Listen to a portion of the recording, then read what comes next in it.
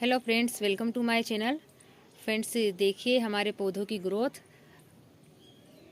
Friends, पिछले video में हमने आपको बीज ग्रो करना बताए थे कि हमने इस बार बारिश के सीज़न में कौन कौन से बीज लगाए हैं।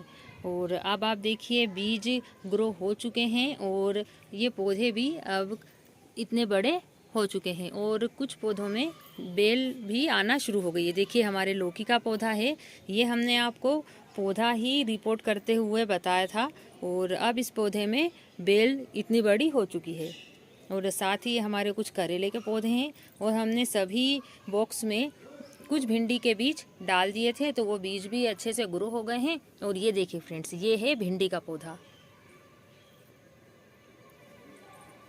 और आज अब हम इनमें खाद देने वाले हैं क्योंकि हमारे पौधे अब इतने बड़े हो चुके हैं। अभी हमने जब इन्हें लगाया था तो मिट्टी में जो भी हमने गोबर की खाद और वर्मी कंपोस्ट मिलाया था, तो उसके बाद अब हम इन्हें खाद देने वाले हैं आज।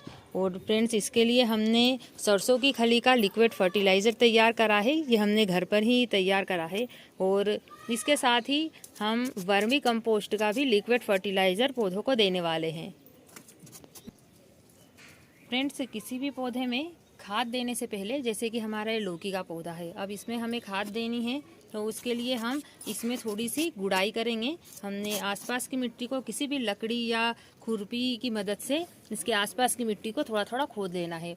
आपको ये थोड़ा सा ध्यान रखना है कि हम किसी भी पौधे में हमें बिल्कुल जड़ के पास की मिट्टी को नहीं खोदना है। देखिए यहाँ पर हमने जड़ के पास वाली मिट्टी को बिल्कुल भी कुछ भी नहीं करा है और आसपास जो मिट्टी है उसे ही खोदा है, क्योंकि अगर हम बहुत पास जड़ के पास अगर किसी भी पौधे की मिट्टी को खोद देते हैं तो उसकी जड़ें खराब होने लगती हैं। इसी तरह देखिए फ्रेंड्स, ये बाकी पौधे भी हैं, इनमें भी हम आसपास की मिट्टी को ही गुड़ाई करेंगे।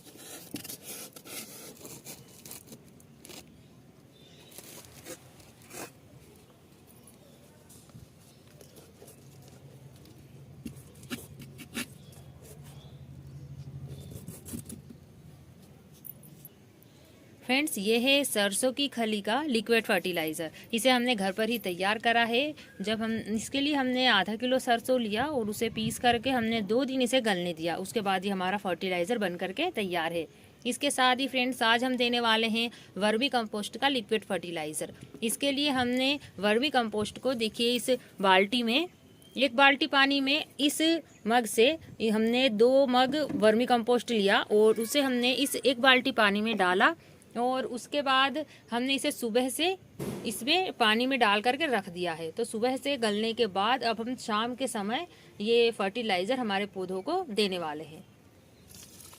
ये देखिए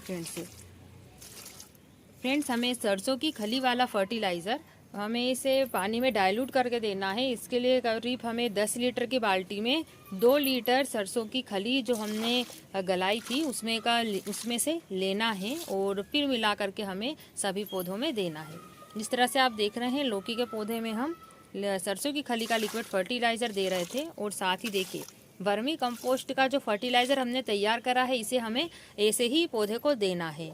और फ्रेंड्स, हम ये, जैसे हम समझते हैं कि बारिश का सीज़न है और हमें पौधों में सूखी खाद देनी चाहिए, तो ऐसा नहीं है, क्योंकि हम बारिश के दिनों में भी लिक्विड फर्टिलाइज़र का उपयोग कर सकते हैं।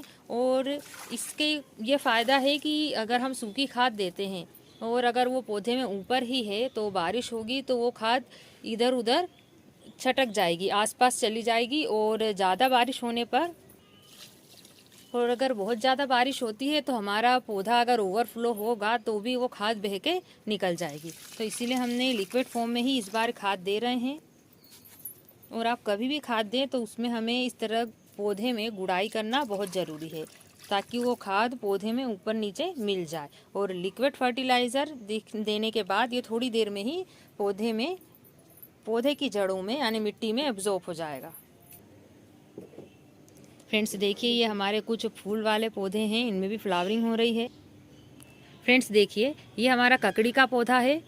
तो गर्मी के सीज़न में बाकी सारे ककड़ी के पौधे तो सूख गए थे, क्योंकि ये पौधा गर्मी के सीज़न में ग्रो होता है और इसमें फ्रूटिंग होती है।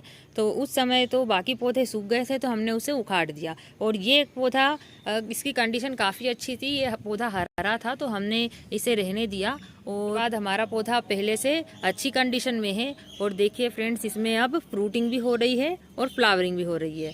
तो अगर आपके पास भी कोई सा पौधा हो जो गर्मी के सीज़न का हो, तो अगर उसमें थोड़ी बहुत भी जान बाकी हो या पौधा हमारा हरा हो तो आप उसे उखाड़ के फेंकिए मत और उसकी देखभाल कीजिए और कुछ खाद और फर्टिलाइज़र उसमें दीजिए, तो हो सकता है कि वो भी अच्छे से ग्रो हो जाए। देखिए फ्रेंड्स, जिस तरह से हमारा एक ककड़ी का पौधा ग्रो हुआ है और इसमें ककड़ी लगना शुरू हो गई हैं।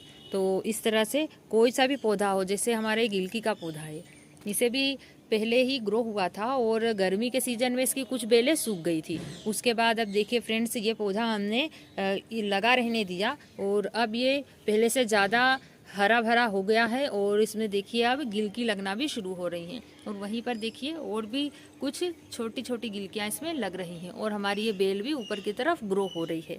इसके साथ ही कुछ और गिलकी के पौधे हमने इसमें लगाए थे, वो भी अब इसमें ग्रो हो गए हैं और इनमें भी अब बेल आना शुरू हो जाएंगी।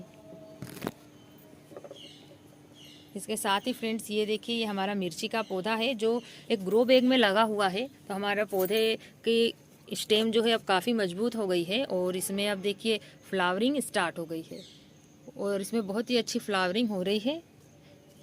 कुछ ही दिनों में हमारा ये पौधा मिर्ची से भर जाएगा।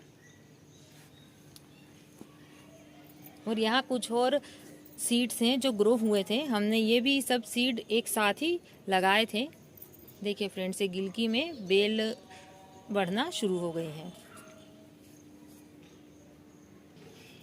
तो फ्रेंड्स, अगर आपको ये वीडियो अच्छा लगा हो तो इसे लाइक कीजिए, शेयर कीजिए और मेरे चैनल को सब्सक्राइब कीजिए।